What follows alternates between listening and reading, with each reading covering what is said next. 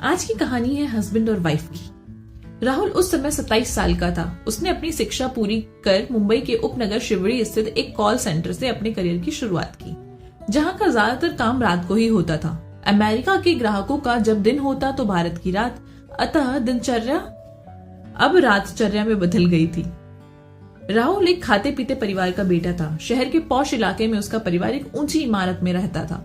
पिता का एक बड़ी मार्केट में कपड़े का थोक का व्यापार था। राहुल की उस पुरानी गंदी गलियों में स्थित मार्केट में पुश्तैनी काम करने में कोई रुचि नहीं थी।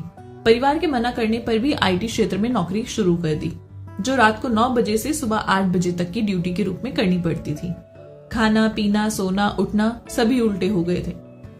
जवानी व नई नौकरी का जोश, सभी साथी लड़के लड़कियों उसी की उम्र के थे। दफ्तर में ही कैंटीन का खाना, व्यायाम का जिम्नेजियम व आराम करने के लिए रूम था। उस कमरे में जोर शोर से पश्चिमी तर्ज व ताल का संगीत चीखता रहता था। सभी युवा काम से उबने पर थोड़ी देर आकर नाच लेते थे। साथ ही सिगरेट के साथ एक्सटेसी की गोली का भी बियर के साथ प्रचलन था, जिससे होश बदहोश मदहोश का सिलसिला चलता रहता था। रिया एक आम मध्यम आय वाले परिवार की लड़की थी। हैदराबाद से शिक्षा पूरी कर मुंबई आई थी और राहुल के ही कॉल सेंटर में काम करती थी।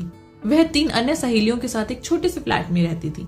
फ्लैट का किराया व बिजली पानी का जो भी खर्च आता था वो तीनों सहेलियां आपस में बांट लिया करती थी।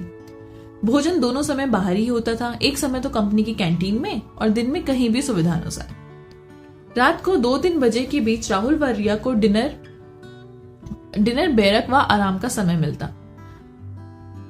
डिनर तो पिज्जा या बर्गर के रूप में होता, बाकी समय डांस में गुजरता। थोड़े ही दिनों में दफ्तर मिलते जुलते उन्हें एक दूसरे से प्यार हो गया।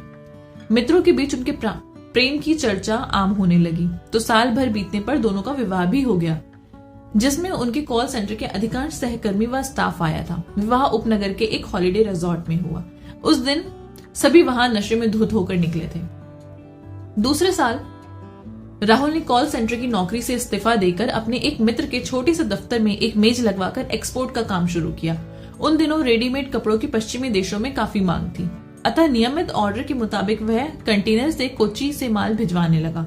उधर रिया उसी जगह काम कर रही थी जहां वो पहले कर रही थी। अब उन दोनों की दिनचर्या में इतना अंतराल आ गया था कि वो एक जगह रहते हुए भी हफ्तों तक अपने सुख दुख की बात नहीं कर पाते थे। गपशप तो बहुत दूर की बात है। दोनों ही को फिलहाल बच्चे नहीं चाहिए थे, अतः रिया इसका ध्यान खुद ही रखती थी। इसके अलावा घर की साफ सफाई तो दूर, फ्लैट में कपड़े भी ठीक से नहीं रखे जाते थे और वे चारों ओर बिखरे रहते थे। राहुल रिया के भरोसे रहता और उसे काम से आने के बाद बिल्कुल भी सुध नहीं रहती थी। पलंग पर आकर धम से फट जाती थी। राहुल का रहन सहन व संगत अब ऐसी हो गई थी कि उसे हर दूसरे दिन पार्टियों में जाना पड़ता था, जहां रात भर पीकर नाचना और उसे ड्रग लेना उसकी आदत हो गई थी। इन सब में वो इतना खर्च करने लगा कि उसके अच्छे चलते व्यवसाय से भी अब खर्च पूरा नहीं हो रहा था। किसी विशेष दिन रिया छुट्टी लेकर राहुल के साथ रहना चाहती तो वह उससे रूखा व्यवहार करता था। साथ में रहना या रेस्टोरेंट में जाना उसे गवारा नहीं था। रिया मन मारकर अपने काम में लगी रहती। रिया ने कई बार राहुल को बातों बातों में सावधान रहने को कहा, पीने ड्रग आदि इन सब से दूर रहने के लिए कहा था, पर वह झुंझलाकर उसकी बातें अनसुनी कर देता था। तुम क्या जानो कमाई कैसे की जाती है, नेटवर्क तो बनाना ही पड़ता है। एक बार राहुल ने एक कंटेनर में फटे पुराने चीथड़े भरकर रेडीमेड के नाम से दस्तावेज बनाकर बैंक से रकम ले ली, लेकिन जब पोर्ट के एक जूनियर अधिकारी ने कंटेनर खोलकर तलाशी ली तो राहुल के होश उड़ गए। कोर्ट में केस ना दर्ज हो इसके लिए उसने 15 लाख का मामला तय कर अपना पीछा छुड़वाया, लेकिन उसके लिए उसे कोच्चि का अपना फ्लैट बेचना पड़ा। वहां से बैंक को बिना बताए वापस मुंबई के साथ आकर रहने लगा। रिया के साथ मुंबई आकर रहने लगा। बैंक का अकाउंट भी गलत पेपर्स के आधार पर खोला था, अतः उन लोगों ने FIR दर्ज करा, फाइल बंद कर दी। इस बीच राहुल की जीवन शैली के कारण उसके लीवर ने धीरे धीरे काम करना बंद कर दिया।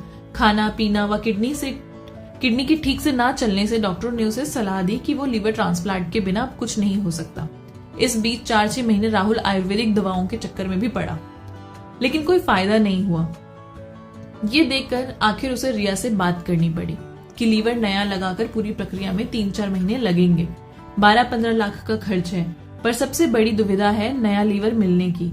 उसने अपने परिवार को बताया, पर उस समय ना परिवार से, ना दोस्त से और ना ही कोई और आगे आया अपना लीवर देने के लिए। अगर कोई साथ थी तो वो सिर्फ उसकी पत्नी ही थी, जिसको वो नजरअंदाज करता था। जिसकी बात वो नहीं सुनता था। रिया कहती है, मैंने आपको कितनी बार मना किया था कि खाने पीने व ड्रग के मामले में सावधानी बरतो, पर आपने मेरी नहीं सुनी। अब सुनाकर छलनी करने से क्या मैं ठीक हो जाऊंगा? सारी परिस्थिति समझकर रिया ने मुंबई के जेजे अस्पताल में जाकर अपने लीवर की जांच कराई। उसका लीवर ऐसा निकला जिसे राहुल के शरीर में मंजूर कर लिया गया। अपने गहने जेवर व फ्लैट को गिरवी रख बाकी राशि राहुल के परिवार से जुटाकर दोनों अस्पताल में इस बड़ी शल्य क्रिया के लिए भर्ती हो गए। राहुल को 6 महीने लगे पूरी तरह ठीक होने में। उसने अब अपनी जीवन पद्धति को पूरी तरह से बदलने व रिया के साथ संतोष पूर्वक जीवन बिताने का निश्चय कर लिया। दोनों अब बच्चे को भी सोचने लगे थे। पति और पत्नी ही वो हैं जो अंत समय तक साथ में रहेंगे। एक दूसरे को नजरअंदाज नहीं करना चाहिए। पति पत्नी का रिश्ता दुनिया में सबसे पवित्र माना गया है। प्यार और विश्वास ही दो लोगों को एक दूसरे से बांधे रखता है। पति पत्नी के रिश्ते में दो लोग बिना कहे एक दूसरे की भावनाओं को समझ जाते हैं। ऐसा नहीं है कि हस्बैंड वाइफ रिलेशनशिप में कभी झगड़े नहीं होते, लेकिन इन झगड़ों में प्यार छिपा होता है। प्यार और विश्वास के साथ साथ हस्बैंड और वाइफ रिलेशनशिप में सम्मान होना भी उतना ही जरूरी है। आई होप आपको ये कहानी पसंद आई होगी। अगर कहानी अच्छी लगी है तो चैनल को सब्सक्राइब कर दीजिए, लाइक कर दीजिए और अपने प्यारे प्यारे से कमेंट नीचे ड्रॉप कर दीजिए। मिलूंगी आपसे नई कहानी के साथ, तब तक के लिए बाय बाय।